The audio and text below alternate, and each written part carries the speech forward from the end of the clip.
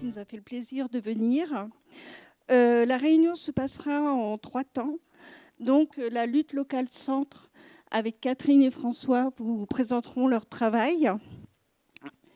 Ensuite, Kevin, qui est à l'association Arlequin et qui est aussi un GA de la circonscription avec Aurélien, vous présenteront leur travail. Et ensuite, Carlos nous parlera de ce qui se passe à l'hémicycle, le non-budget, le RN et tout ça.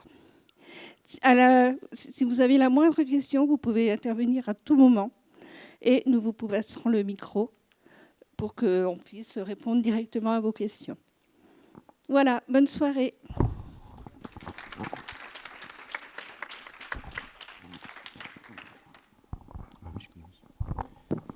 Bonsoir tout le monde. Moi c'est François, enchanté. Et avec Catherine, on va vous présenter un peu ce qu'on fait depuis quelques années maintenant à l'échelle de la région Centre. On essaye de faire vivre un réseau d'entraide. On appelle ça la coopération des luttes locales Centre. Et l'idée, c'est de faire vivre, de fabriquer des liens entre toutes les petites luttes, plus ou moins petites d'ailleurs, locales en région Centre. Par lutte locale, là, on parle des luttes contre les projets d'aménagement du territoire.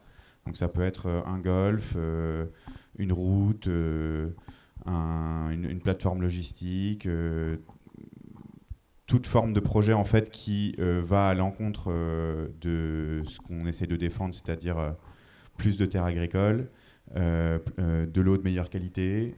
Enfin voilà, vous voyez un peu l'idée. On est arrivé en fait à cette idée de créer une coopération régionale parce que nous-mêmes on a participé pendant pas mal d'années à une lutte contre un projet d'aménagement du territoire qui s'appelait la déviation de Jargeau ou le contournement de l'Est d'Orléans. Ça, c'était nous qui l'appelions comme ça. Et le département du Loiret l'appelait la déviation de Jargeau, qui a amené à construire un pont qui vient d'être inauguré au mois de mai cette année entre Darvois et Mardier, donc reliant en fait la forêt d'Orléans à la Sologne, à une heure et quart d'ici. Et en fait, quand on s'est retrouvé sur cette lutte, c'était vers 2019, on a organisé une occupation des bois au bord de la Loire, au niveau de là où ils voulaient construire le pont. Et en fait, une fois qu'on a été sur le terrain, c'était les propriétaires qui nous avaient appelés à venir les soutenir. Et donc nous, un peu naïvement, on était arrivés là et on s'était dit vas-y, on va planter des tentes, on va faire des cabanes dans les arbres. Et en fait, on s'est rendu compte une fois sur le terrain qu'il y avait tout un tas d'éléments qu'on ne comprenait pas bien.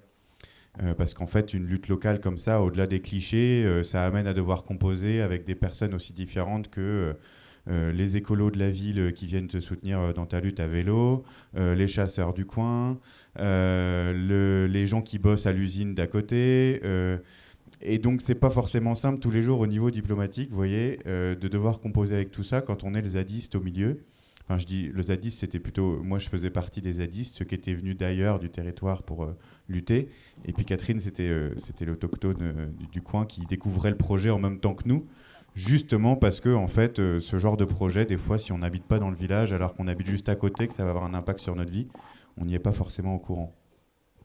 Voilà, tout un contexte local. En plus, on était chez des châtelains. Les propriétaires étaient des châtelains. Donc, on avait à peu près tout le spectre social qui se retrouvait dans cette lutte. Et c'est notamment ça qu'on a aimé parce qu'en fait, on se retrouve au milieu de toute la société dans les luttes.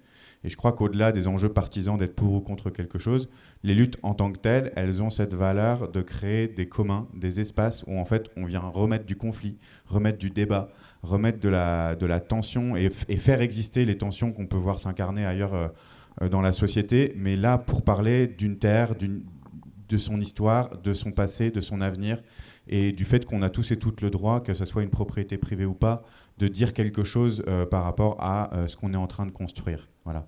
Et en fait, nous, on s'est fait avoir, en fait, on s'est retrouvés dans cette lutte et en vrai, on n'a ni aimé les gens qui tenaient la lutte depuis le début parce qu'ils nous ont un peu manipulés en nous faisant venir sur le terrain. On n'a pas aimé non plus les gens qui portaient le projet parce que ils nous ont, on a bien vu que leurs intentions n'étaient que mauvaises par rapport au territoire, notamment de la manière dont ils racontaient l'utilité de ce projet, qui était, pour eux, ils disaient que c'était pour désemboucher Jargeau, le pont de Jargeau qui est pas adapté à une circulation moderne. Et alors qu'en réalité, le projet, une fois qu'il a été fait, il y a tout un tas de plateformes logistiques, de projets d'aménagement qui sont nés depuis cette route, parce que c'est à ça que ça sert, en fait, une route en général. Ça sert à créer un axe qui va créer un nouveau... à rendre développable toute une partie du territoire, l'ouvrir à des projets qui n'étaient pas possible de se mettre là, pas rentable économiquement de se mettre là avant. Voilà. Et donc, en fait, ça, on s'est rendu compte que ce projet, il faisait partie d'un projet du grand contournement d'Orléans, qui était un vieux projet des années 80-90. Et bref, on a mis des années, en fait, à comprendre ce contre quoi on se battait. Parce que c'est pas si simple que ça, ce contre quoi on se bat, vraiment. Et qui c'est qui avait pensé ces projets-là? Et donc, en fait, quand on a acté qu'on avait perdu cette lutte, on a décidé de créer cette entraide à l'échelle de la région pour transmettre ce qu'on avait compris. Parce que souvent, quand on se retrouve face à un projet, on n'a pas le temps d'enquêter, il faut tout de suite faire marquer une opposition, faire signer une pétition, se battre contre les instigateurs du projet, mais on n'a pas, voilà, souvent c'est des riverains. Et donc, nous, au moment où on se battait contre ce projet, on a découvert, enfin, il y avait tout un tas de projets de plateformes logistiques, et on avait, nous, justement, remarqué à quel point ce projet de route, il était lié à des plateformes logistiques, et notamment à un projet qui était là depuis des années du logisticien Deray avec l'ancien président du conseil départemental d'Oliger qui ensemble en fait on pensait la manière d'aménager le territoire pour qu'il soit adapté à la création de plateformes logistiques qui favorisent une certaine forme de circulation des marchandises sur le territoire. Voilà. Et donc en fait on a commencé à venir voir des gens ici, à Romorantin, qui se battent contre un projet de plateforme logistique, à la Motte-Beuvron, à Mer. Et voilà, on a commencé à faire un peu le tour de la région comme ça, en faisant circuler ce récit. La région est en train de devenir une grande plateforme logistique. Et puis voilà, et donc, disons qu'on a eu certains succès. On a réussi à faire émerger ce sujet un peu dans la région, que construire des plateformes logistiques à tout va, c'était peut-être pas exactement le modèle de développement qu'on espérait pour le futur, quoi. Et donc on a essayé de porter notre voix en critiquant le fait que, par exemple, le schéma d'aménagement régional du territoire, il était adapté. Qui était porté par la majorité socialiste au Conseil régional, il soutenait en fait le développement de cette industrie-là, alors qu'on voyait bien que sur le terrain, il y avait tout un tas de gens qui, franchement, n'en voulaient pas, quoi. Et que ça rentrait hors du cadre du fait que, voilà, il fallait faire arrêter l'artificialisation des sols. Et donc, voilà, on a essayé de porter une contestation comme ça. Et puis, on s'est rendu compte qu'on s'épuisait vite, que c'était fatigant de travailler à cette échelle-là, parce que cette échelle-là, ça fait vite des kilomètres. Hein. Là, nous, on est sur Orléans. Venir pour la soirée, ça fait 2 heures aller-retour. Et or, on a bien l'impression que c'est un endroit où il y a des choses intéressantes, parce que notamment des combats contre des plateformes logistiques, il y a eu pas mal de victoires quand même qui ont eu lieu, ou alors les projets sont suspendus. En tout cas, on a senti qu'il y avait quand même un effet à notre combat, quoi. Voilà. Et du coup, peut-être que je vais te laisser la parole pour parler un peu des enquêtes qu'on fait et comment on en arrive à la Sologne et à ce terrain.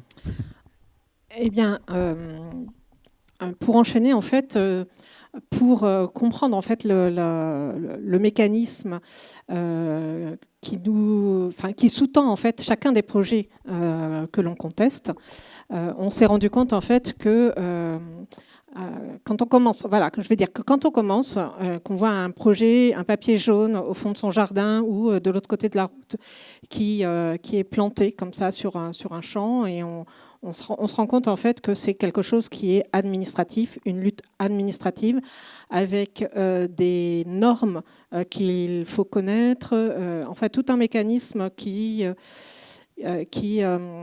sont assez complexes et difficiles à comprendre et à appréhender. Et il faut connaître, on s'aperçoit qu'il faut connaître le code de l'environnement, le code de l'urbanisme, etc., etc. En fait, c'est super compliqué. Mais on y arrive. On arrive à force de bûcher, on arrive à trouver Pierre, Paul, Jacques et Jean qui peuvent nous donner un coup de main pour s'opposer à un projet. Mais ça ne suffit pas en fait, en vrai, parce qu'à partir du moment où on découvre le projet, il est déjà trop tard. La plupart du temps, il est déjà trop tard, parce que c'est quelque chose qui a été pensé 5 ans, 10 ans, peut-être plus tôt. Et c'est cette enquête-là, donc c'est ce que disait François, c'est qu'en fait, c'est de cette manière-là, quand on déroule les fils, on s'aperçoit qu'on est confronté en fait à un système de baronnies locales. Et ces baronnies locales, en fait, elles sont maillées les unes avec les autres, quelle que soit en fait la couleur politique en fait des personnalités politiques qui règnent, on va dire, sur le territoire. Par exemple, si je vais commencer, moi je suis du Loiret, donc j'ai commencé par comprendre qui était Éric Doligé. Mais avant Éric Doligé, on a eu Kléber Maléco qui a été aussi condamné. Enfin, je veux dire, voilà, on peut nommer comme ça tout un tas d'hommes politiques qui ont à la fois utilisé le clientélisme avec les entrepreneurs, mais les entrepreneurs étaient très contents aussi de s'entendre avec les hommes politiques qui leur permettaient d'avoir des chantiers, ceci et cela. Et puis, quand on a fait un petit peu le tour rapidement d'Orléans, enfin du Loiret, on a regardé un petit peu aussi sur l'Eure-et-Loire. Et puis on a regardé aussi sur le Loir-et-Cher. Et le Loir-et-Cher, en fait, on a Jeanny Lorgeau. Jeanny Lorgeau, ça fait 40 ans qu'il est là, ou je ne sais plus, 40 ou 50 ans, enfin, j'arrive même pas à me souvenir du nombre d'années où il est en place sur la Sologne. Et en fait, c'est lui qui règne sur la Sologne. Et c'est vraiment le baron local qui va servir Pierre, Paul, Jacques et Jean, et tantôt ça aura été tel entrepreneur, etc., etc. Et je pense qu'en fait, voilà, le meilleur, enfin, pour nous, la meilleure source que l'on a eue, ça a été évidemment Yvon qui nous a aussi raconté ce qui se passait derrière les choses qu'on ne pouvait pas lire ou qu'on ne pouvait pas décrypter de nous-mêmes, nous étant de l'extérieur. Et puis en fait, derrière ça, on s'est dit que c'était quand même super intéressant de continuer, de creuser. Et en fait, on est arrivé assez rapidement à voir que Jeanny Lorgeau, derrière, avait donné et avait accompagné en fait, l'émergence, en fait, tout au moins le positionnement de Alexandre Avril. Alexandre Avril à Salbris, qui finalement a quand même récupéré. Enfin, il s'est installé après. Ouais, il y a tout un mécanisme. En fait, je ne sais pas si j'arriverai bien à l'expliquer là ce soir de manière très très courte. Mais voilà, en fait, on voit tout l'impact de ces baronnies locales. Et puis, là, on s'est dit que tous ces gens-là, tout ce mécanisme-là, toute cette réalité-là à laquelle chacun et chacune d'entre vous et d'entre nous sommes confrontés, nous amène systématiquement dans un rapport conflictuel où on se positionne en étant contre un tel, contre tel projet, contre quelque chose, etc. Et c'est épuisant. On s'épuise. Ça fait 4 ans, 5 ans qu'on est dans ce schéma-là, à se dire on est contre. En fait, on n'arrive pas forcément et systématiquement à donner envie aux uns et aux autres de nous rejoindre. Et là, à partir de là, on s'est dit qu'en fait, on allait pouvoir modifier notre point de vue, modifier simplement notre positionnement, et on allait essayer de travailler en étant pour quelque chose, pour une vision. Quelle vision nous aimerions avoir, nous aimerions porter pour nos projets futurs? Parce qu'effectivement, une plateforme logistique, c'est pas chouette, mais on pourrait y mettre quoi à la place? On pourrait y mettre un jardin, on pourrait y mettre n'importe quoi. Enfin voilà, à nous d'y réfléchir. Et donc, du coup, dans notre cheminement, on s'est rendu compte en fait que la meilleure manière de rayonner sur cette manière d'être positif, en fait, c'était de lancer un appel à contribution pour l'écriture d'un manifeste pour la Sologne. Et voilà, on a lancé l'idée a germé, on a commencé à écrire un texte à plusieurs, on l'a lu, on a échangé, etc. Et on s'est dit, il fallait bien le lancer, il fallait bien le présenter à la presse. Et en même temps qu'on commençait à réfléchir à tout ça, dans la presse locale, dans la presse nationale, on est arrivé très vite on s'est rendu compte qu'en fait, qu'il y avait un établissement hors contrat qui allait ouvrir à Nouan-le-Fuselier, voilà, je vais y arriver, et que cet établissement, l'Académie Saint-Louis au domaine de Chalès, en fait, c'était pas quelque chose de super chouette, c'était quelque chose en fait qui ne correspondait certainement pas aux attentes en fait des habitants du coin. Et donc, on se dit, dénonçons. Je ne sais pas si vous connaissez Sterrin, si vous connaissez, si vous avez déjà bien entendu parler de Pierre-Édouard Sterrin, le super milliardaire ultra-catholique, identitaire, qui veut que l'extrême droite vienne au pouvoir aux prochaines présidentielles ou présidentielles suivantes. Enfin, bon, bref, il met énormément d'argent sur la table pour que l'extrême droite puisse arriver au pouvoir. Et nous, on s'est dit, mais en fait, s'il arrive en Sologne, pourquoi est-ce qu'il arrive en Sologne ? Qu'est-ce qu'il fait qu'il a choisi la Sologne ? Qu'est-ce qu'il fait qu'il a choisi le domaine de Chalès pour ouvrir sa première académie, sa première école, son premier collège de l'Académie Saint-Louis ? Et là, en fait, en déroulant, on a enquêté. On a commencé à enquêter. On s'est dit que la première personne, son premier soutien, ça a été. On s'est très vite rendu compte, évidemment, puisque c'était le premier à en parler. Mais en fait, c'était Alexandre Avril, le maire de Salbris. Le maire de Salbris fait partie du projet Périclès de Pierre-Édouard Sterrin. Et voilà, en fait, on s'est dit, on va visibiliser tout ça. Je termine juste un petit peu. On visibilise tout ça et après, on va voir ce que ça va donner. Et on a lancé le manifeste pour la Sologne devant l'Académie Saint-Louis avant qu'elle n'ouvre, en espérant réussir, mais avec peu de chance, mais en fait, on espérait quand même réussir à faire en sorte que au moins le préfet, au moins le recteur de l'académie s'oppose en fait à cette ouverture. Et puis ça n'a pas fonctionné évidemment. Il y a eu une petite mobilisation avec la FSU 41, avec le PCF 41 également. Et ensemble, ils ont écrit, enfin ceux qui ont écrit une lettre, mais une lettre ouverte qu'on a partagé là où on a pu. Les signatures ont été nombreuses et elles se sont pour nous soutenir dans notre démarche, pour tenter d'empêcher que l'Académie Saint-Louis s'ouvre. Et en réaction en fait à cette lettre, l'Académie Saint-Louis a écrit une lettre de soutien avec finalement 220 signatures, qui ont été publiées dans le Figaro magazine ou je ne sais plus quoi, enfin dans un Figaro média. Et là, nous, on s'est dit, mais en fait, tous ces gens-là qui ont signé, qui sont-ils ? Qui sont-ils ? Et c'était intéressant pour nous d'aller vérifier, puisque c'était leur propos, que en fait, l'Académie Saint-Louis était déjà ancrée. Elle faisait partie presque du paysage local. Et donc, du coup, on s'est amusé, on va dire entre guillemets, on s'est amusé à faire une sorte d'enquête et à répertorier en fait les gens qui soutenaient l'Académie Saint-Louis. Et oui, l'Académie Saint-Louis est soutenue par le milieu, on va dire, bourgeois, local, on me demande de raccourcir. Je vais raccourcir. Donc, voilà, c'est tout ça pour vous dire qu'en fait,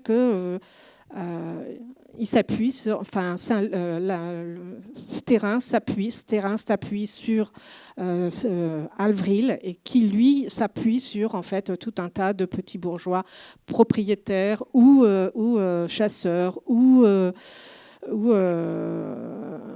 employeur en tout cas, et investisseur local de la Sologne. Voilà, c'est tout ce que je peux dire. Mais... Bonjour à tous. Alors, je pense qu'il y en a plein qui ne me connaissent pas encore. Je m'appelle Kevin Nappé, je viens du sud du Loir-et-Cher, très loin d'ici, du côté de Saint-Aignan.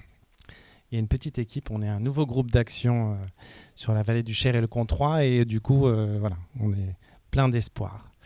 Donc je suis ravi d'être avec vous ce soir, et je remercie d'abord le groupe d'action LFI pour leur invitation, et puis pour l'organisation de cette soirée, spécialement à Lydie, qui a travaillé dur depuis plusieurs semaines. Je remercie aussi Carlos d'être venu jusqu'à nous sur ce territoire qui constitue, on vient de l'entendre, un laboratoire d'influence de la sphère d'extrême droite très importante et en France. C'est vraiment un laboratoire important pour eux sur l'échelle de la France. On observe parallèlement un peu partout sur la planète une installation de l'idéologie fasciste au pouvoir. À Tours, il y a peu, certains d'entre vous en ont entendu parler, je sais que Stéphanie, son fils, y était, un groupuscule d'extrême droite qui s'appelle Des Tours et des Lys a défilé, en réunissant grosso modo 200 personnes, pour la Saint-Martin, très important pour les Tourangeaux, officiellement accrédité, je tiens à le dire, c'est très important, par la préfecture, au son des chants nazis et du folklore réactionnaire. De l'autre côté, une manifestation antifasciste pacifiste réunissant, elle, 600 personnes a été chargée par les forces de l'ordre à coups de bombes lacrymo. Il est clair aujourd'hui que l'oligarchie macroniste affiche son soutien à ces mouvements et qu'il est désormais clair qu'ils préparent leur arrivée au pouvoir ici en France. Voilà pourquoi je crois qu'on se doit de rentrer dans une nouvelle phase de lutte. L'étape de l'alerte est derrière nous, celle de la résistance commence.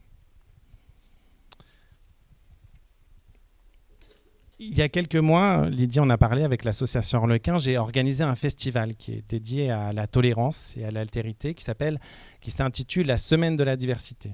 Je pense que certains d'entre vous en ont entendu parler, certains sont peut-être venus.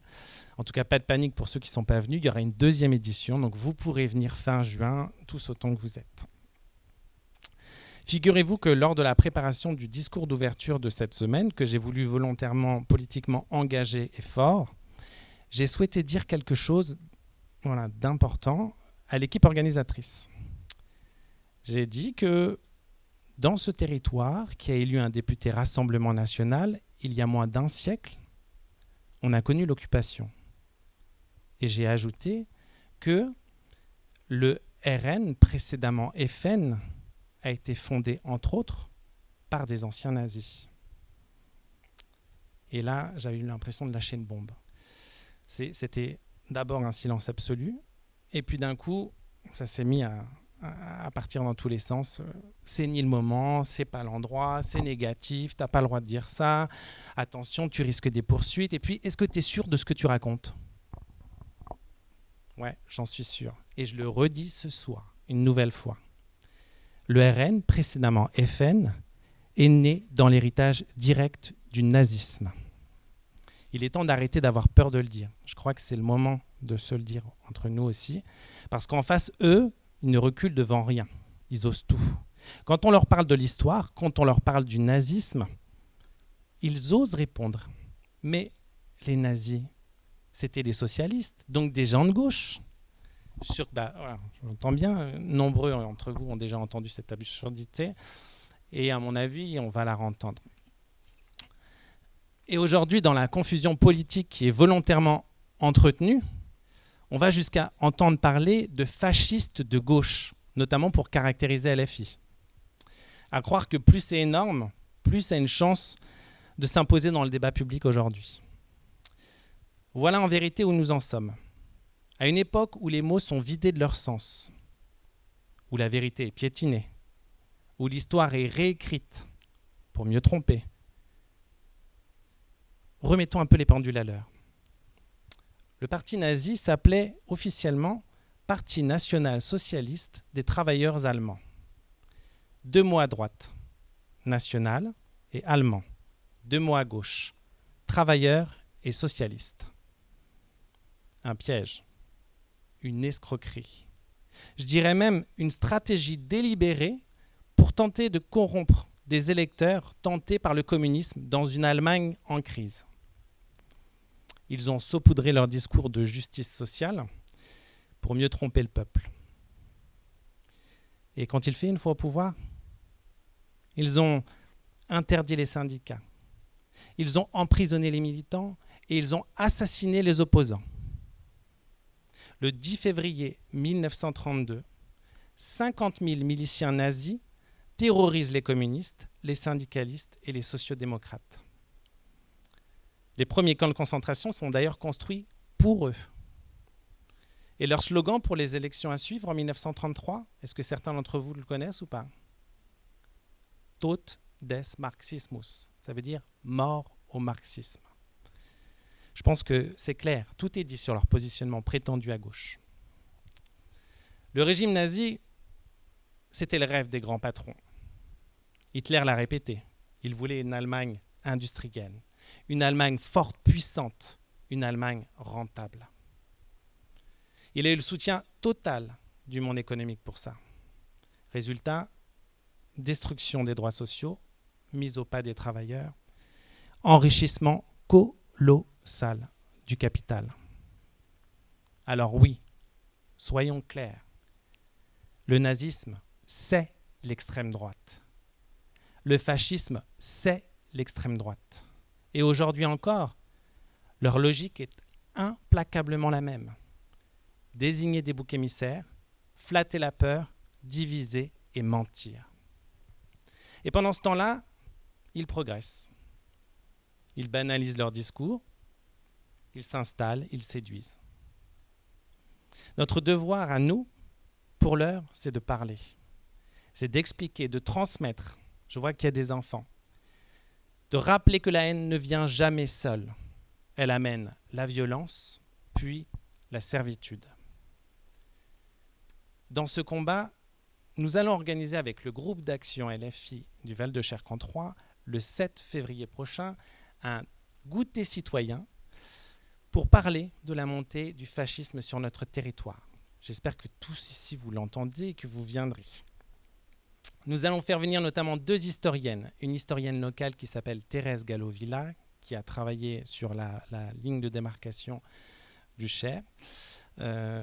Laurence de Coq, la 2e historienne, qui est une historienne nationale, qui est notamment vice-présidente de l'Observatoire national de l'extrême droite, avec notamment Thomas Porte, qui en est le président, qui est député aussi à l'Assemblée nationale, ainsi qu'un influenceur engagé qui s'appelle Marty, qui est suivi sur TikTok et sur Instagram, notamment parce qu'il explique comment il est passé de l'extrême droite à la gauche, et il a pas mal d'aficionados. Et nous allons ainsi pouvoir comprendre, débattre et agir. Alors, camarades, il est temps de relever la tête. Même ici en Sologne, même malgré les défaites et les vents contraires et notre présence minoritaire. Nous vivons, je crois, un moment de bascule.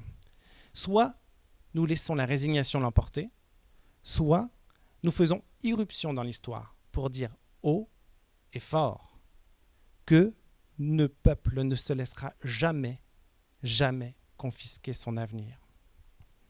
Parce que oui, le fascisme revient. Pas avec les bottes et les drapeaux, mais avec les tweets, les plateaux télé et les urnes.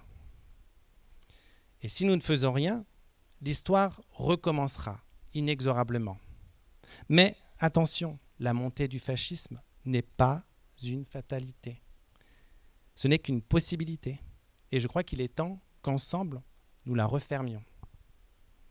Face à celles qui veulent diviser, humilier, piétiner les droits conquis par des générations de lutte, nous opposons la force immense de la solidarité, de la dignité et de l'humanité. Parce que les silences nourrissent la haine, parce que la mémoire est notre première arme, souvenons-nous, agissons, résistons. Chaque voix compte, chaque pas même compte. Nous sommes la flamme qu'ils ne feront jamais taire. Merci pour votre attention, mais surtout, merci pour votre courage, votre engagement, votre constance face au vent contraire. Et merci enfin d'être la preuve vivante que la lutte n'est et ne sera jamais vaine.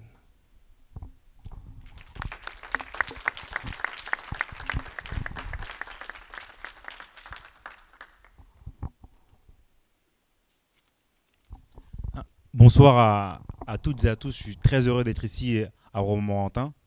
Je remercie Kevin pour ton propos et l'ensemble des camarades pour les luttes que vous menez. Et je reviendrai là-dessus dans mon propos parce que je suis issu d'une lutte locale dans mon territoire contre le triangle de Gonesse. Je remercie du coup les camarades de l'ensemble des GA du territoire, de Romorantin précisément, de Lydie et l'ensemble à chaque fois des personnes qui sont venues, qui ont participé à l'ensemble des actions que vous avez menées sur le territoire. On a parlé en arrivant de la manifestation contre le génocide en Palestine que vous avez menée. Il y avait plus de 300 personnes et c'est vraiment remarquable pour Romorantin. Il y a des manifestations partout dans le monde, en France, dans d'autres villes, des capitales européennes, et rares sont les fois où on a autant de personnes dans ce type de ville. Alors vous avez ma reconnaissance et ça veut dire beaucoup de choses. La manière dont vous avez su vous organiser dans ce territoire. Et à 2-3 reprises, on m'a dit petit village, petites actions. Mais moi, quand je viens à Romorantin, je ne viens pas dans un petit village ou dans une petite ville ou autre. Je viens voir des camarades en lutte, des camarades qui s'organisent. Nous sommes dans une boucle commune Telegram où je vous vois vous organiser constamment, chercher, réfléchir. Et il n'y a pas de résignation. Nous construisons des victoires ensemble. Je prends l'exemple, il y a un an, 27 sondages donnés M. Bardella à Matignon. C'était fait, c'était clair, c'était lui qui était à Matignon. 27 sondages.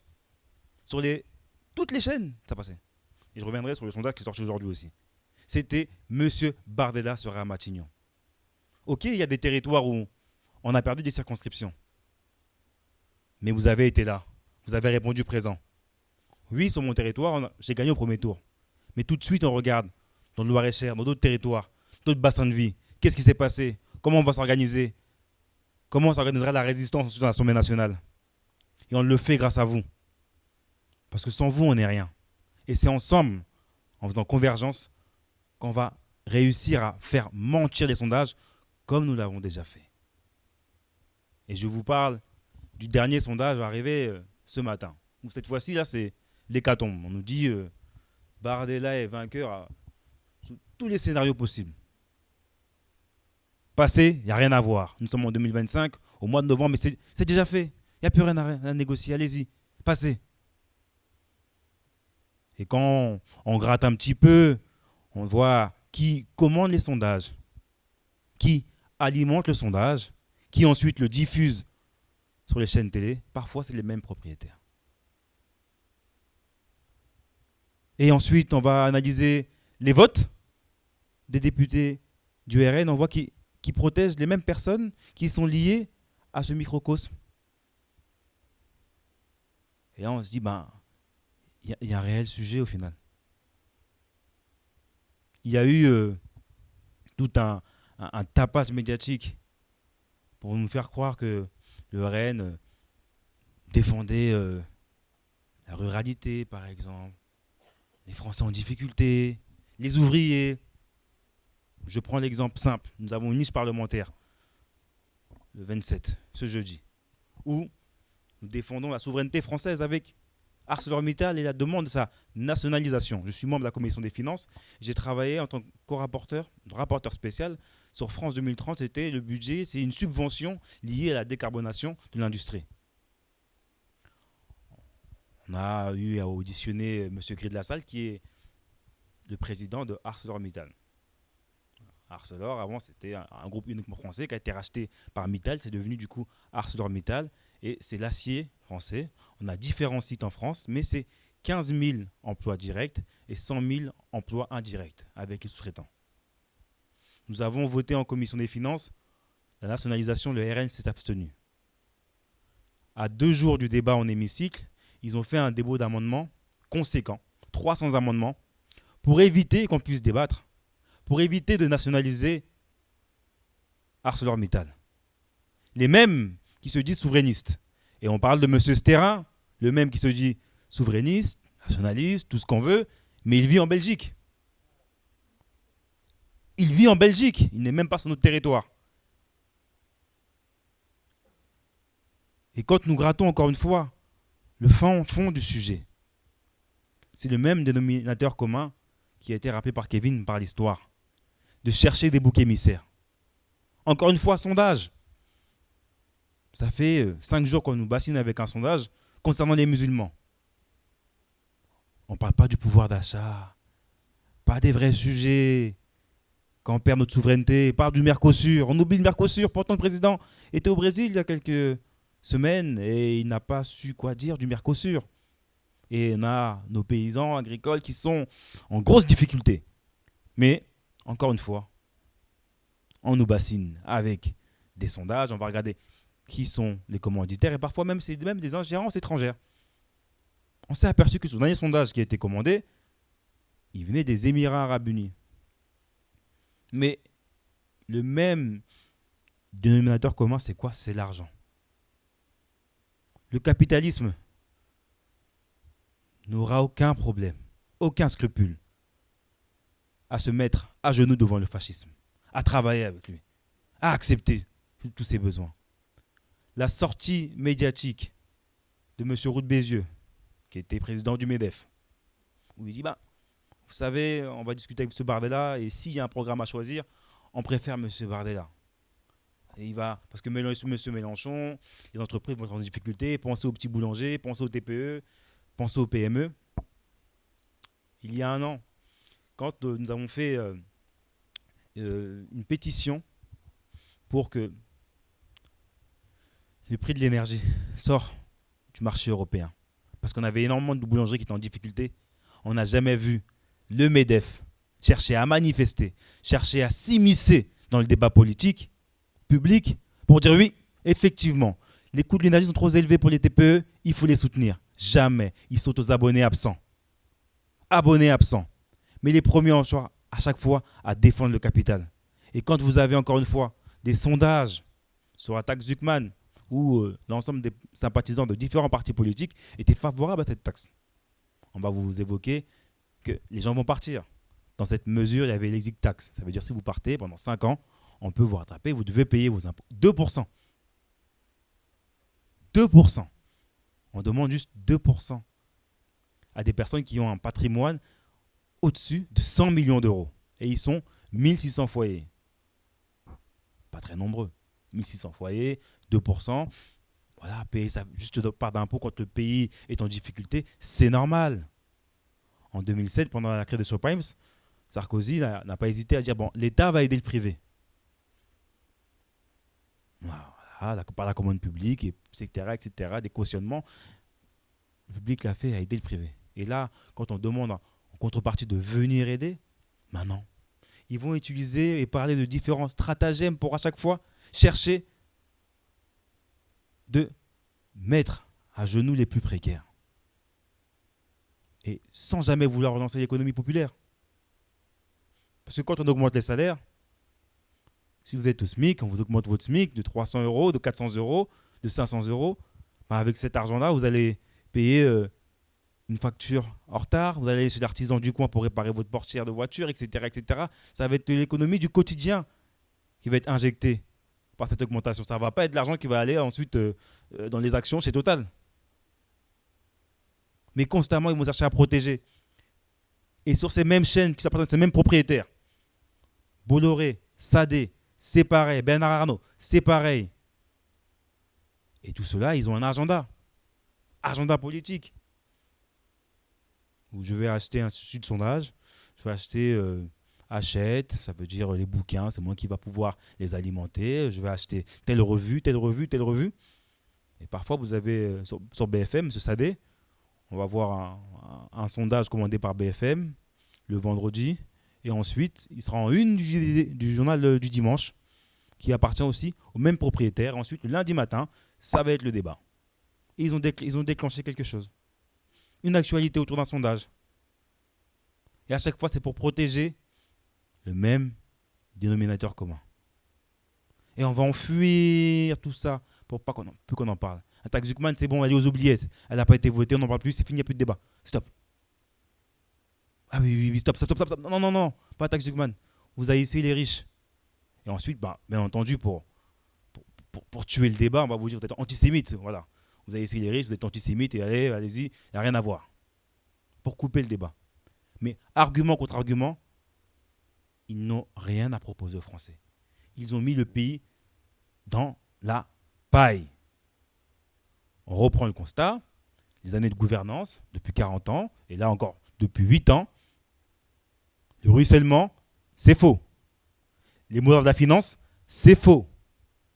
Vous avez Bruno Le Maire qui arrive à dire, j'étais en Conseil des ministres, j'ai expliqué à mes collègues ministres et au président qu'il n'y avait pas plus assez de recettes. Posez-vous, il n'y a rien à voir. Son propre ministre, pendant 7 ans, ministre de l'économie, c'est inacceptable. On fait tout accepter aux Français par la voie médiatique. Et à un moment donné, il va falloir comprendre que cette maîtrise, ce monopole où on a 9 milliardaires qui détiennent 10 médias, ce n'est plus possible. Mais les Français y ont compris, j'en suis bien heureux. Pas tous, pas assez. C'est vrai qu'il faut rentrer en lutte, c'est vrai qu'il faut être sur le terrain. Et c'est grâce à vous, dans les porte-à-porte, que vous êtes là, sur les marchés. Il ne faut pas lâcher. Ne soyez pas résignés. La résistance est partout, dans toutes les rues, toutes les villes. En Hexagone, en Outre-mer, les gens s'organisent. Et même au travers de nos frontières, beaucoup de camarades de Belgique ou en Suisse nous soutiennent, nous regardent et disent « Heureusement qu'il y a la France insoumise ». En Europe, quand la montée de l'extrême droite est partout, sachez que dans les villes frontalières, les gens sont fiers et disent « Il y a la France insoumise ». Et la France insoumise, c'est vous. C'est vos visages. C'est vos luttes. C'est vos réflexions. C'est les moments où vous discutez avec votre voisin, votre voisine, en famille, pour convaincre, une à une. Chacune des voix est importante. On doit se faire entendre. Et jamais, jamais, le capitalisme pourra nous écraser par sa main invisible, qui ne fonctionne pas encore une fois. Quand nous analysons le manque de recettes de l'État, avec la TVA, toutes les recettes de l'État viennent de la TVA, c'est l'impôt qui est le plus impopulaire, mais c'est ce qui permettait au gouvernement d'avoir des recettes. Depuis 8 ans, tous les cadeaux aux grandes entreprises, les subventions et autres, ont été ensuite ponctionnés sur la TVA.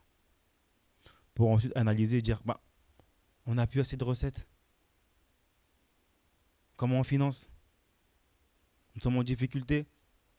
Les dettes s'accumulent.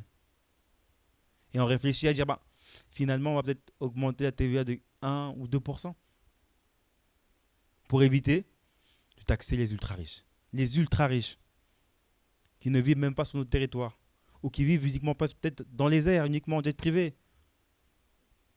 On a eu un débat en commission des finances où on avait un amendement, c'était taxer les jets privés. Taxer les yachts. Ils nous ont dit, vous savez, vous taxez les yachts, mais imaginez le Français qui aurait économisé toute sa vie pour aller en vacances.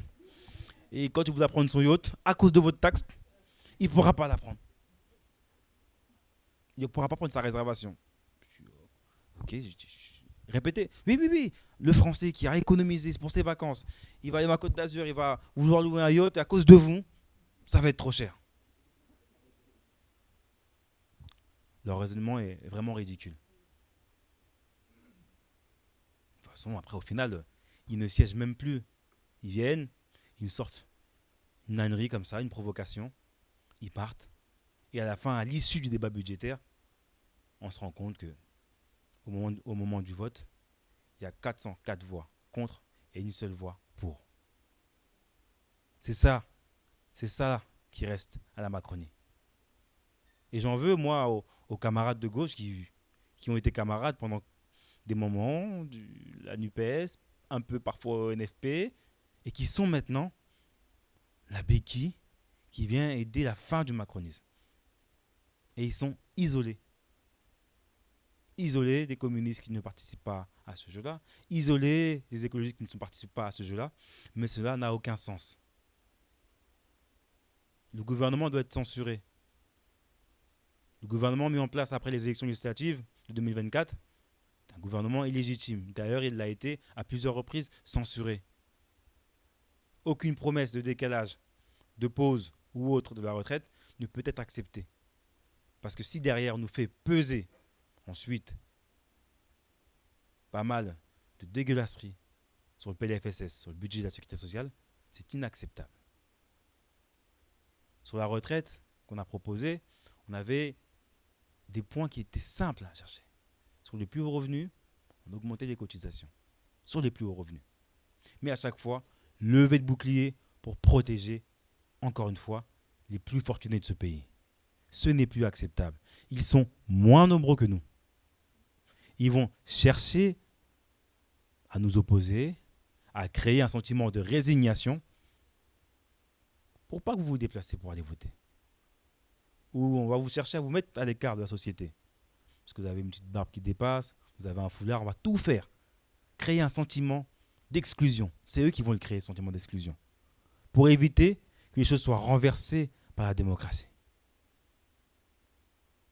Ces personnes-là sont pour le suffrage cécitaire. Ça veut dire qu'ils voudraient qu'uniquement les personnes qui ont les moyens puissent aller voter. C'est ce qu'ils recherchent. Et quand il y a de l'abstention, jamais vous verrez de campagne où on va dire il n'y a pas assez de participation, on veut que ça participe, c'est pas assez 50%, c'est pas assez 60%, c'est pas assez 80%, c'est pas assez 90%, parce que ça leur convient. Et ça revient aux baronneries locales. Les barons, souvent, aux élections municipales, parfois c'est 30, 40, 50%, ça leur convient. Et on va imposer des projets. Moi, dans mon territoire, à Villebel, à Gonesse, on nous a imposé Europa City. J'avais 15 ans, bon, je regarde, on me dit, on nous a mis des grandes pancartes dans le quartier. Il y aura 10 000 emplois, 10 000 emplois, 10 000 emplois. En plein milieu du quartier, pourtant c'est un quartier plus très pauvre, où il y avait beaucoup de chômage. Et je dis, bon, la pancarte, ok, c'est en 2000 combien ? En 2032. Je dis, ok, bon, c'est dans 20 ans. Je regarde, je dis, bon, quand même, d'ici là, vous n'avez pas quelque chose à nous proposer de viable, parce que attendre 20 ans pour ce projet-là, c'est un peu long. Moi, j'ai 15 ans aujourd'hui, j'aurai peut-être 35 ans, si je suis encore en vie, mais il n'y a pas quelque chose d'autre à proposer au niveau des écoles ou autre, ou c'est vraiment Europa City que vous voulez faire ? Et d'ailleurs, dans ce projet, c'est quoi ? Centre commercial, ultra grand, il y avait prévu une piste de ski à l'intérieur, pas mal de choses, mais vraiment, waouh. Je dis ok, mais je dis bon, on a quand même un centre commercial qui est juste à côté, un deuxième qui n'est pas très loin. Je vois pas l'idée d'en avoir un troisième. On a dit mais ok, il y aura une salle culturelle à l'intérieur. Je dis ok, donc du coup vous nous faire gober la fast fashion, tout ce qui va avec. En contrepartie parce qu'il va y avoir un espace culturel pour faire des concerts. On dit encore bof. Moi je dis bon, à ce moment-là, je dis votre projet, j'en veux pas, il est nul. En plus les emplois que vous créez, c'est même pas des emplois qualitatifs. J'aimerais savoir c'est quel type d'emploi. Ah non, ça va être caissier, etc. Je dis ok, on a déjà ces emplois dans le territoire. Je pense que vous pouvez un peu, soit permettre d'avoir des emplois qualitatifs et que nous, en fait, aujourd'hui, dans nos écoles, on puisse avoir des diplômes-là, prétendre ensuite avoir ces emplois-là qui vont arriver sur le territoire. Et j'ai vite compris que c'était un très mauvais projet qui était aussi sur des terres agricoles ultra fertiles, les plus fertiles du Val d'Oise et d'Île-de-France même. On s'est opposé. Il y a eu des ZAD. On a participé avec les camarades du CPTG et différentes organisations sont venues aussi nous aider. On a eu une très belle lutte. On a réussi à faire échouer le projet. Après, oui, il y a eu tous ces sujets administratifs avec le préfet, etc. C'était un bordel pas possible. Mais l'arrêt est venu quand ? Au moment du Covid, où le promoteur, avant que les travaux démarrent, ils avaient commencé déjà à faire le terrassement. Il a dit, bon, il y a le Covid, c'était un promoteur chinois.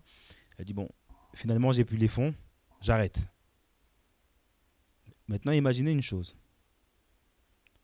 S'il avait déjà bétoniser les terres agricoles. Il vous rend la clé. Je ne prends plus, je pars. Qui est-ce qui rembourse? À ce moment-là, qu'est-ce qu'on a fait à la biodiversité et au territoire? Les terres agricoles sont foutues, on vous met du bitume et ensuite on part. J'ai le cas dans un autre coin dans ma circonscription à Sarcelles où Auchan a fait un plan national où ils veulent supprimer 2300 emplois. Grand centre commercial qui a été bétonisé de partout. Il y avait pareil des terres agricoles qui n'étaient pas utilisées, mais au moins quand il pleuvait sur ce territoire-là de Sarcelles, en fait ça absorbait l'eau en tous les cas. Quand il y a la canicule également.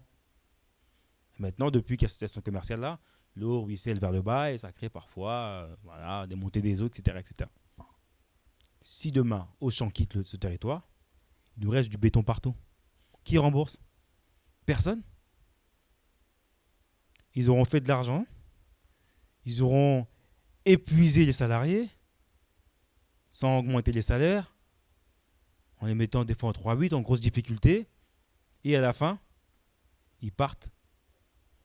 On vous donne la clé. Parce que les actionnaires de chez Auchan, ils ont dit, nous, en ce moment, on a moins de bénéfices. Du coup, on part. Stop. Et parfois, il y a des petits entrepreneurs qui avaient monté des petites boutiques autour d'Auchan et ils avaient l'appel d'air des clients d'Auchan qui venaient ensuite dans leur petite boutique. Et là, ils vont casser directement un bassin de vie. Parce que pour eux, nous, on ne signifie rien. Pour eux, c'est uniquement des chiffres. Encore une fois, le même dénominateur commun, le capitalisme. Le même capitalisme qui s'alimente par les guerres, sans aucun problème. On va parler de réarmement démographique. Il y a 1 an, quelques mois après, 6 mois après, pour qu'avoir ensuite le chef d'état-major annoncé au congrès des maires, préparez-vous à perdre vos enfants. Qui peut accepter ça? Qui peut accepter ça? Cette terre menaçant, juste après, 2 mois après que Trump ait imposé aux pays de l'OTAN de mettre 5% du PIB pour l'armement. Encore une fois, on va trouver de l'argent pour l'armement. On va acheter des armes. À qui? Même personne, aux Américains. Et quand on achète des armes, c'est pour se préparer à la guerre. On achète rarement des armes pour préparer la paix. Et on va alimenter encore une fois ce cycle de violence. Mais le système capitaliste, lui, il se gargarise de tout ça. Il est auto-alimenté, ça achète, le peuple est résigné, le peuple a peur, le peuple se fait même voler l'élection présidentielle en 2022. On va dire, il n'y a pas de débat, parce qu'il y a la guerre en Ukraine, du coup, l'élection présidentielle, on ne va pas pouvoir en parler. Ne soyez pas gênés, il y aura l'élection, mais il n'y aura pas de débat. Pour que 4 ans plus tard, on nous dit, l'élection présidentielle, en vrai, il n'y a pas eu de débat, désolé. Et on veut recommencer, en fait. On ne va pas accepter. On ne va pas accepter. Et tous ces mensonges, on essaye, nous, au travers de nos canaux, parce qu'on est passé de 17 à 75 députés en 2022. Et chacun des parlementaires France Insoumise a eu comme territoire où devait être ensuite référent un département où il n'y a pas de député insoumis pour aller en lutte avec les camarades. Et c'est là où je suis, dans nos recherches, le département où je suis référent. Et mes camarades sont référents un peu partout, dans des bassins de vie, pour s'organiser, repartir et être plus forts. Et on est sur ce schéma-là, de résistance populaire. Et vous l'incarnez constamment, tous les jours. Et on ne perdra pas. On finira par gagner. On finira par gagner. Soyez-en convaincus. Peu importe le moment où l'élection sonnera, nous sommes dans les luttes avec les camarades, avec l'AFPS, avec les syndicats, les organisations locales, les manifestations, les rassemblements qui se feront en février, ici, autour de la montée du fascisme et du racisme. Jamais nous ne reculerons. Et nous devons être offensifs. Ne pas accepter les mots de l'ennemi qui vont nous pointer du doigt en disant islamo-gauchiste, des mots qui ont été utilisés, judéo-bolcheviques. Ou les nazis des extrêmes gauches, etc. N'acceptez pas ces mots-là. Et d'ailleurs, je parle des sondages, nous sommes à chaque fois sous-sondés. Nous sommes aujourd'hui à 12,5%. Jean-Luc Mélenchon, en début de campagne, à chaque fois, il est à 5, 6, 7, 8% à la base. Et on est souvent sondé à 10 points en dessous du sondage qu'on mériterait.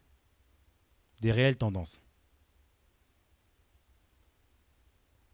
Nous sommes prêts à aller en campagne. Nous n'avons pas peur d'une dissolution, d'une démission du président, qui est légitime, qui doit démissionner, parce qu'il n'arrive plus à gouverner. Quand vous avez un seul soutien au Parlement sur un projet de loi de finances, c'est la démission. Et nous sommes prêts à l'élection. Les composantes de gauche qui ont peur du suffrage des Français, je ne comprends pas, personnellement. Peu importe le territoire, si nous devons faire campagne contre des députés du Rassemblement national qui seront sortants, nous ferons campagne. Parce que nous serons appelés à des élections au mois de mars prochain. Ce n'est pas le mois de mars prochain. Après le mois prochain, il y aura les élections en 2027. Il y a une échéance qui va arriver. Les composantes de gauche ne peuvent pas mentir en disant que s'il y a une élection, c'est sûr qu'on va perdre. Du coup, on préfère attendre et accompagner la Macronie. Ce n'est pas vrai. Ce n'est pas vrai. Même les plus fidèles soutiens de la Macronie l'abandonnent. Édouard Philippe, Premier ministre, héritier dauphin prévu depuis de longue date, appelle même à la démission du président de la République. Et pourtant, il n'est pas insoumis, Édouard Philippe. Mais avoir des socialistes qui viennent accompagner ce gouvernement et chercher même par des mots à dire « nous voulons aboutir à un budget d'ici la fin de l'année », ce n'est pas acceptable. Ce n'est pas acceptable. Ce n'est pas respecter le mandat que nous ont donné les concitoyens. Moi, j'ai fait campagne avec une profession de foi du NFP où il y avait des mesures claires. Il n'y avait pas mentionné sur la profession de foi négocier avec la Macronie à Matignon tous les 4 matins. Parce qu'il faut aboutir sur quelque chose. Non, on nous a tout fait. L'année dernière, c'était si vous censurez, on pourra pas les soigner avec les cartes vitales. Tout. Et c'est pas n'importe qui l'a dit, c'est Madame Borne. Il n'y aura plus de cartes vitales, etc. On cherche à faire peur aux Français à chaque fois. Il ne faut plus accepter ce type de mensonge et vous avez la résistance qui s'organise dans vos bassins de vie. Nous sommes prêts à aller en campagne. Et nous sommes constamment dans les luttes. Et ce jeudi 27, devant l'Assemblée nationale, au moment du débat pour nationaliser ArcelorMittal, il y a une grande mobilisation organisée par les camarades de la CGT. Ça, c'est une victoire. Parce que nous rentrons dans une phase en mouvement où les personnes qui viennent accompagner la manière dont on va gouverner. Et je répondais à un média de la Voix du Nord, ils m'ont dit, mais si vous réussissez à faire voter la nationalisation, qu'est-ce qui se passe après ? Je dis, ben, c'est la pression populaire. On continue à se rassembler dans les luttes, dans les AG, à dire que oui, ça a été voté au Parlement, maintenant, le vote doit être respecté. Un groupe parlementaire doit le récupérer au Sénat. Ensuite, si c'est voté au Sénat, ben, il y aura la CMP. Et si c'est une CMP conclusive, ben, au final, si c'est voté, ben, on mettra une pression particulière pour dire ben, maintenant, il faut le décret officiel. C'est comme ça qu'il faut s'organiser. Partout, tout le temps, constamment. Ne rien lâcher. Parce que si nous lâchons, ils s'organiseront. Regardez Périclès. Vous dites qu'est-ce qu'il fait dans le Loir-et-Cher ? Ben, il s'organise. Et il n'y arrive pas. Quelques articles disent qu'il est en difficulté financière, qu'il se cache, qu'il ne veut même pas venir en France. Il devait être auditionné en commission d'enquête par mon collègue Antoine Léaumont. Il n'est pas venu. Ces personnes ont honte. Ils se cachent, ils n'ont pas le courage de venir en France. Vous imaginez ? Ils se cachent en Belgique pour créer, encore une fois, avec sa main invisible, un collège d'hommes uniquement. Ensuite, peut-être une seconde, etc., etc., pour alimenter ces idées nauséabondes d'un autre temps qui ne fonctionne pas. Parce qu'en fait, quand ce système s'organise de cette manière, où ils perdent de l'argent, mais ils continuent à en mettre, c'est que ce système est en train de perdre pied. Mais ils ne vont pas vous le montrer qu'ils perdent de pied. Mais ils vont mettre de l'argent, Parfois, je regarde leurs émissions, elles sont d'un ridicule. Parfois, je regarde CNews juste pour rigoler.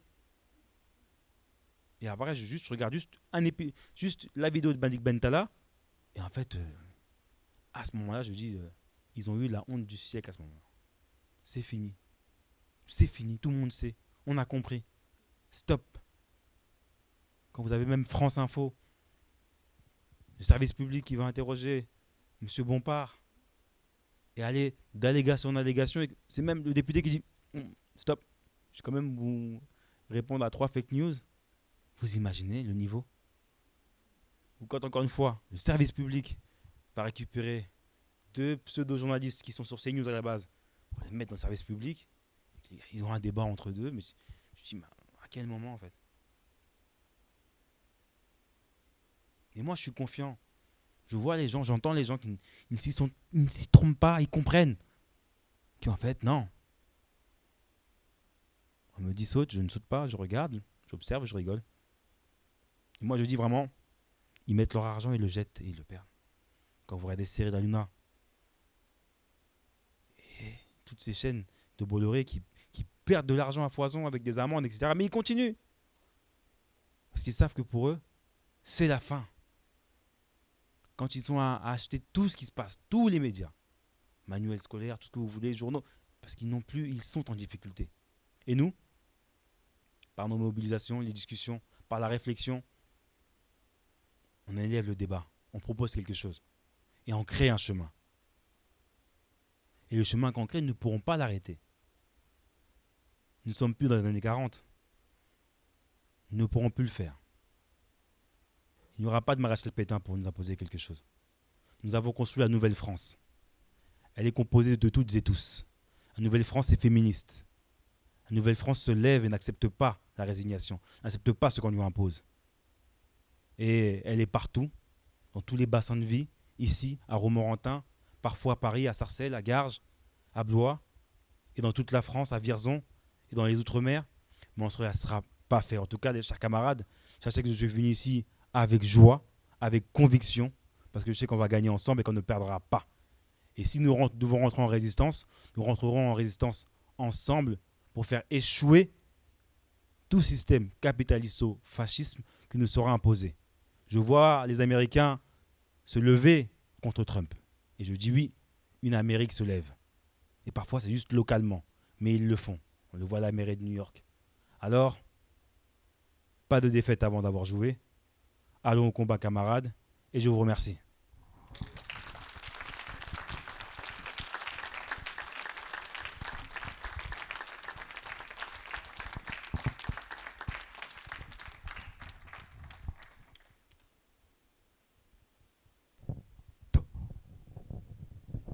Bonsoir Carlos. On peut savoir qui c'est qui a voté pour le budget, le nom de l'inconscient qui a voté pour le budget Macron. C'est un député Lyotte. C'est Huyard, je ne me trompe pas. Howard Huyard. J'ai pas compris pourquoi il a voulu faire ça en plus. Ouais. Il voulait se faire remarquer, quoi. Il se faire remarquer, je pense. Ouais. Bon, maintenant il est connu, hein.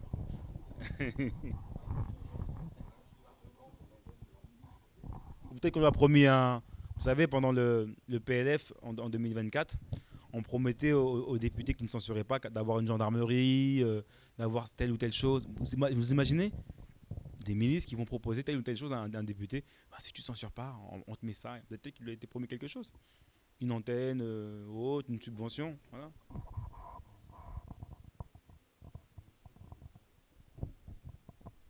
Notre député nous avait annoncé, j'arrive d'Amboise, moi. Notre député nous avait annoncé lors de ses vœux qu'il y aurait une gendarmerie sur notre territoire. Voilà. Je voulais interroger les 2 autres personnes. Là, j'ai le micro, je le garde. Sur le département, on a une plateforme logistique qui a été annoncée à Èvres. Je ne sais pas si vous en avez entendu parler. À Èvres-sur-Indre. Donc en fait, le maire a annoncé ça lors de... En fait, on a découvert le projet, comme vous dites, avec la pancarte, avec la petite pancarte jaune. Les riverains ont commencé à protester. Et même le conseil municipal n'était pas au courant, pour vous dire. C'est un soutien d'Alfandari qui est d'Horizon. Et comment vous dire? Et le préfet a retoqué, il y a eu une mobilisation.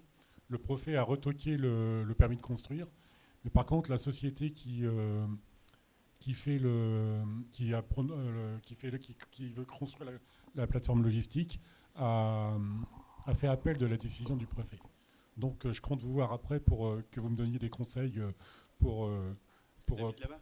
Comment ? T'habites là-bas ? Ah non, j'habite pas là-bas, mais j'ai assisté au conseil municipal. Enfin bref, on nous a, les insoumis de là-bas nous ont appelés pour les soutenir, enfin pour qu'on voit comment ça se passait là-bas. Pour vous dire, lors d'un résultat d'élection, d'un dépouillement, on va dire, le maire s'est battu avec un insoumis pour pas qu'il assiste au dépouillement. Voilà. Pour vous donner une idée à quel baron, comme vous dites, on a affaire. Voilà, merci. Je peux juste enchaîner un peu ou repréciser un peu, c'est-à-dire qu'en fait, des gens nous ont contactés justement pour nous alerter donc, de ce projet-là à Èvres-sur-Indre. Et en fait, notre réaction, ça a été justement de visibiliser, d'alerter la presse, d'alerter les politiques pour que tout le monde se rassemble contre ce projet qui ne remportait pas en fait l'unanimité sur les communes voisines qui étaient directement impactées par les passages des poids lourds.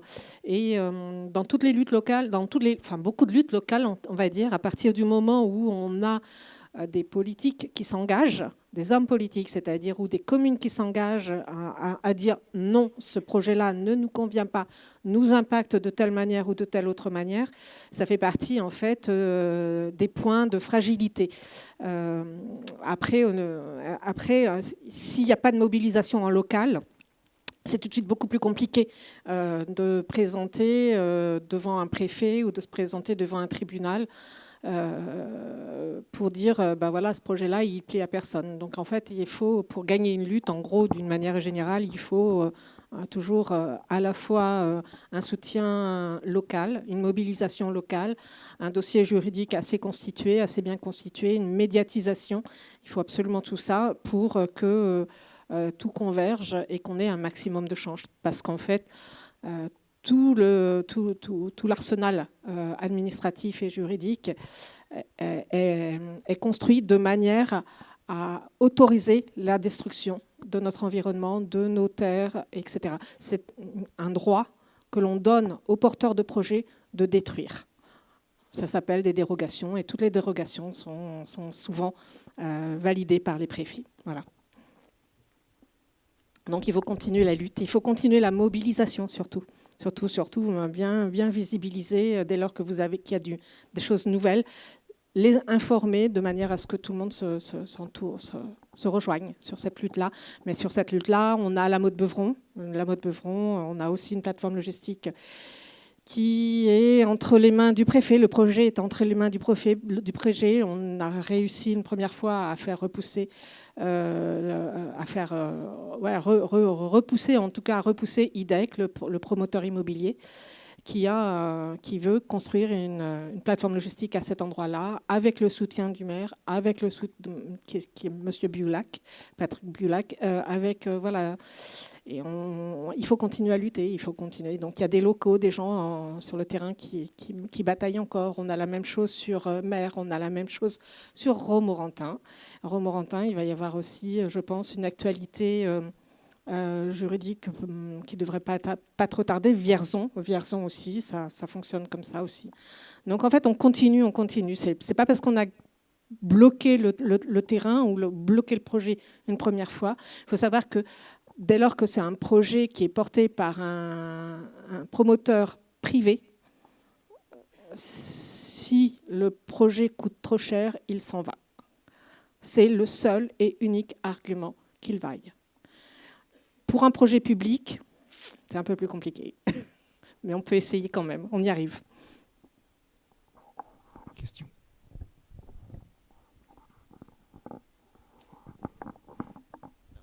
Merci pour ces interventions. Merci Carlos de venir dans le coin. Merci beaucoup. Donc moi j'habite Vierzon et on est aussi concerné par une plateforme logistique. Alors la particularité c'est que à Vierzon, voilà. Alors qui n'est pas encore sorti de terre. La difficulté c'est que la gauche est fracturée sur ce sujet-là.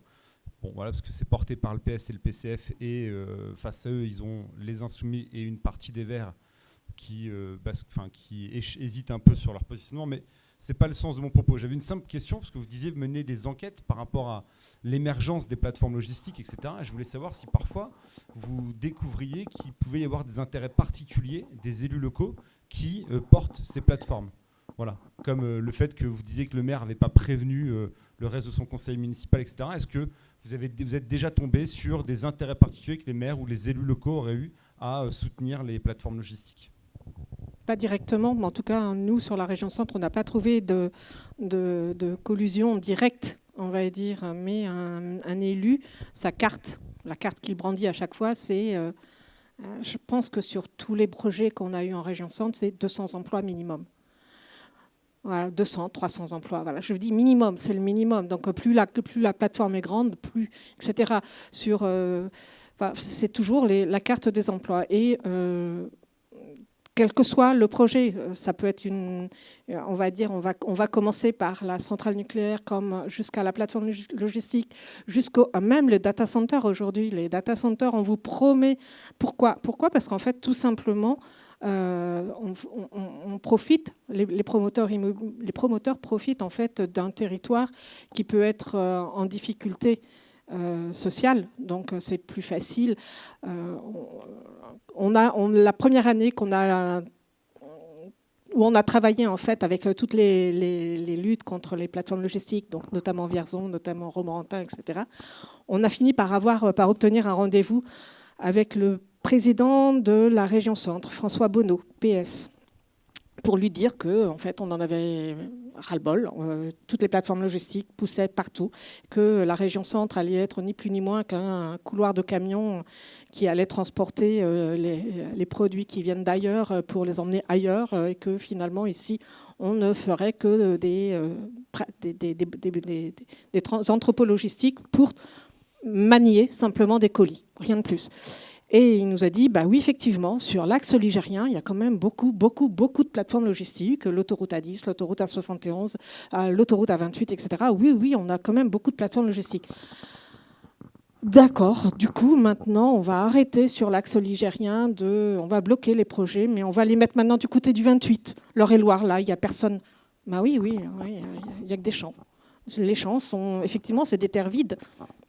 On peut construire des plateformes logistiques. Et bim, dans l'Eure-et-Loire, à Illier-Combré, il y a un entrepôt Amazon qui va sortir de terre dans pas longtemps. Voilà.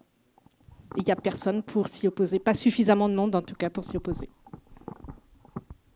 Thibaut, sur la manière dont les élus vont défendre les projets, j'ai eu une réflexion récemment sur, dès qu'il y a un projet qui va sortir de terre ou autre, peu importe ce qui va être mis en place, le maire ou éventuellement le conseil régional, départemental, le conseil départemental du coin, si c'est en lien avec les compétences du département, va y apposer sa photo.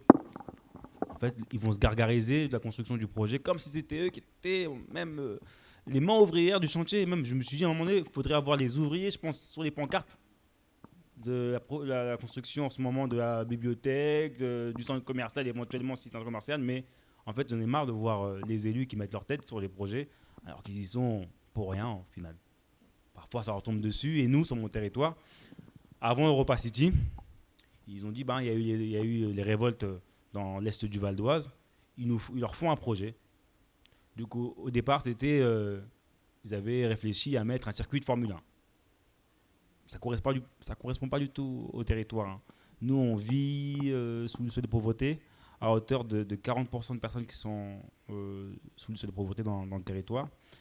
30% des moins de 30 ans sont au chômage. Et du coup, on nous dit, on va vous créer de l'attractivité. On vous met un circuit Formule 1. Je dis, on réfléchissait, on dit, ok. C'est abandonné. Roland-Garros. Roland-Garros va arriver en banlieue, en cherchant un endroit. Il y a des espaces verts là-bas, vers Val d'Oise. On leur met ça. De toute façon, ça va créer de l'emploi. À un moment, c'était après, un moment de projet, l'U Arena. On va créer une grande salle de cinéma, etc. Après, je calcule, je dis, circuit Formule 1, je ne sais pas si ça va créer de l'emploi pour le territoire. Roland-Garros, pas sûr que ça en crée beaucoup.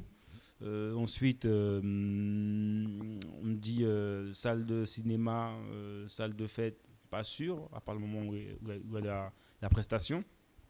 Ensuite, c'est Europa City, parce que nous, on est habitués aux grands projets, parce qu'à côté de nous, on a l'aéroport Charles de Gaulle. Et en fait, l'attractivité autour de l'aéroport n'est pas du tout liée avec notre territoire. Nous, on a tout, les nuisances, tout ce qui ne va pas, la pollution, mais les retombées économiques, rien, zéro. Et je n'ai jamais vu d'élus de mon territoire se battre vraiment pour avoir un beau projet. Et quand il y a Europa City, moi, un jour, je réponds à un journaliste et je lui dis, mais pourquoi vous ne mettez pas une grande école à la place d'Europa City? Sciences Po, une université peut-être. On n'en crée plus en France. Une université, ça pourrait être bien parce que c'est un territoire qui est très jeune. C'est le territoire le plus jeune de France. En titre de comparaison, le seul territoire où c'est plus jeune, c'est dans les Outre-mer. Mais nous, on est le territoire le plus jeune, le Val d'Oise. Pourquoi on ne créerait pas une université? Et là, on dit, oui, mais vous comprenez, c'est mieux. Vous allez trouver un emploi tout de suite avec Europa City. Je dis, non, pas tout de suite. Et quel type d'emploi, madame? Et c'est ça, en fait, le vrai sujet. C'est qu'ils veulent à chaque fois créer une société ubérisée, prendre des projets comme ça, sans les travailler. Ce qui va tomber, on va le prendre, peu importe. Mais quand il faut avoir une réflexion plus poussée, il n'y a plus personne. À un moment donné, sur le plan Val d'Oise, c'était Jean Castex. Il dit oui, ok, on va voir qu'est-ce qu'on peut faire. On va ramener même une administration liée à un ministère pour le mettre ensuite dans l'est du Val d'Oise. Il n'y a eu aucun ministère qui a accepté de venir en banlieue. On dit non, nous on reste sur Paris. Pourquoi on va aller voir les bouseux, on va dire? C'est comme ça qu'ils nous voient comme ça. Ils ont créé dernièrement la nouvelle ligne, le CDG Express. Vous avez un train qui fait Charles de Gaulle et qui va à Gare du Nord et qui met 38 minutes. Il s'arrête à toutes les gares, Sevran, Villepin, Toulon-sous-Bois, etc. Ils ont créé un CDG Express, une nouvelle ligne qui coûte 38 € le ticket pour faire un direct Charles de Gaulle pour arriver à Gare de l'Est en 30 minutes. Ils ont gagné uniquement 8 minutes, mais en fait, ils ne voulaient pas voir nos visages. Et là, la réalité. Et à 38 €, c'est clair qu'ils ne verront pas nos visages aussi, ça c'est sûr. Et malheureusement, ils vont utiliser aussi une des voies qui permettait d'avoir parfois le train au départ d'une gare de Sous-Bois, par exemple. Vous savez, quand il y a 3 voies, on peut avoir des trains directement au départ d'une gare et ça permet d'avoir un meilleur flux quand il y a un problème dans une gare qui précède. Souvent, il peut y avoir un problème. On a des départs de train qui permettent aussi de l'arrivée de train en terminus. En fait, pour eux, ce n'est pas un problème. C'est ça le sujet. Le sujet, pour eux, il est purement économique, faciliter les touristes et résigner leurs propres concitoyens. Leurs propres concitoyens, pour eux, ils ne font pas attention à leurs concitoyens. C'est ça le vrai sujet. Attention, ni aux concitoyens, ni à l'écologie, ni à la biodiversité.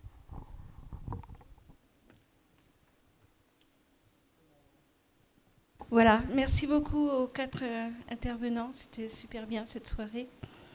Donc nous allons clôturer ici. Il y aura le pot de l'amitié. Voilà. Je remercie les 4 personnes qui sont intervenues ce soir. Et merci infiniment à Carlos d'être venu. Ensuite, pour finir cette soirée, il y aura le pot de l'amitié qui va être donné au fond de la salle. Vous aurez aussi un stand tenu par Laïla et Elsa sur l'AFPS 41, car nous sommes signataires avec l'AFPS, vu qu'on est contre le génocide palestinien, contre le sionisme et contre le colonialisme. Donc la LFI s'associe toujours à leurs actions. Et vous aurez aussi 2 tables avec des tracts de la LFI, des goodies et autres. Voilà. Merci à vous d'être venus. Bonne soirée, au revoir.